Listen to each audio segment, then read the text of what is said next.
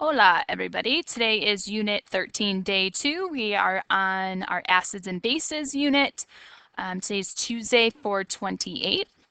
Yesterday, you didn't have a new skill check.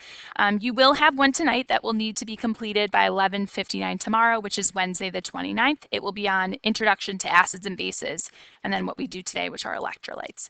So please have your note packet out to page 5.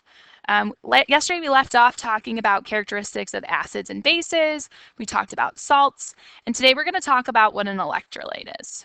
Okay, and I think we've talked about this before in terms of Gatorade and all those good things. So an electrolyte is a substance that dissolves in water. Sometimes they use the word dissociates in water to form mobile ions. Mobile means moving. Ions are charged particles. Remember, those are positive or negative charge, and therefore they conduct electricity. So it's due to the mobile ions that they conduct electricity. So we've got things that are strong electrolytes, and then we have things that are known as weak electrolytes. So we're going to kind of go through these. Yesterday, we said that acids, bases, and salts all conduct electricity in water. So we would call those electrolytes. Now, there's strong electrolytes and weak electrolytes. Strong electrolytes mean that the substance has more charged particles or more ions floating around in solution. That means a higher concentration of those charged particles. And it's due to that higher concentration that it's able to conduct more electricity. Meanwhile, a weak electrolyte has less ions in solution. It still has ions, it just doesn't have as many. So we would say that it has a lower concentration of dissolved ions in solution. Both have ions, one's just a higher concentration than the other, but they are both considered electrolytes. One's strong, one's weak. Things that are considered strong electrolytes would be things that are strong acids. Now, you're not responsible for knowing the difference between a strong acid and a weak acid. I just want to kind of show you that there are stronger electrolytes than others.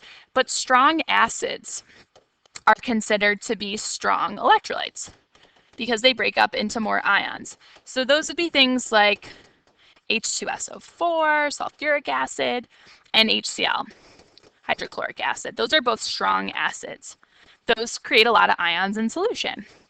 Strong bases as well are considered strong electrolytes because they break down into charged particles in water as well. Examples of strong bases, lithium hydroxide, LiOH, and calcium hydroxide, CaOH2. So our strong electrolytes have more ions in solution. They have a higher concentration. Strong acids and strong bases are both considered strong electrolytes. Examples of weak electrolytes are your weak acids. As I said, you don't have to know weak versus strong, but just kind of to explain.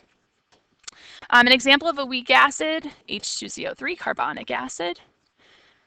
Weak bases are also weak electrolytes. So that would be, for example, NH3. That's a weak base.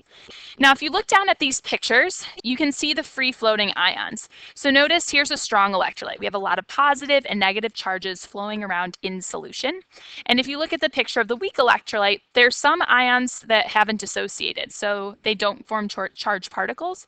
It has less ions in solution, making it a weak electrolyte. But I wanted to point out, these are your charged ions, these pluses and minuses. I also want to write down that acids, your HX, bases, your XOH, and your salts are all electrolytes. Acid, bases, and salts all conduct electricity when put into water. All right, let's go over to our non-electrolytes. And this is where it gets a little bit tricky. They'll try to trick you. A non-electrolyte does not conduct electricity in water because it doesn't break up into ions. So it does not conduct electricity in water. Now, the examples here are going to be what's important because they're going to try to trick you with some things. For example, sugar, C6H12O6. That's a covalent compound, meaning it's all nonmetals and there's no polyatomic. Those do not conduct electricity in water. If it's C12H22O11. That's glucose. That also does not conduct electricity in water. Now, the one they're going to try to trick you with the most is going to be an alcohol. And if you remember from organic chem, an alcohol has the general formula of a hydrocarbon chain and then an OH on the end. And that's why it gets tricky, because we're used to thinking of bases as having an OH. Alcohols, remember, would be something like this. You've got a carbon chain, CH3, and then an OH on the end. Alcohols do not conduct electricity in water. So make sure you can tell the difference between a base and an alcohol. When in doubt, check table K and L for your acids and bases. And then if it's not on there, then it's most likely an alcohol. An alcohol has a carbon chain and then an OH on the end. Notice how that's different than a base. A base doesn't start with a carbon chain. So if you look down here, here's an example of a non-electrolyte. It doesn't break up into ions. There's no charged particles. Notice there's no pluses or minuses in that beaker. Examples of non-electrolytes are alcohols.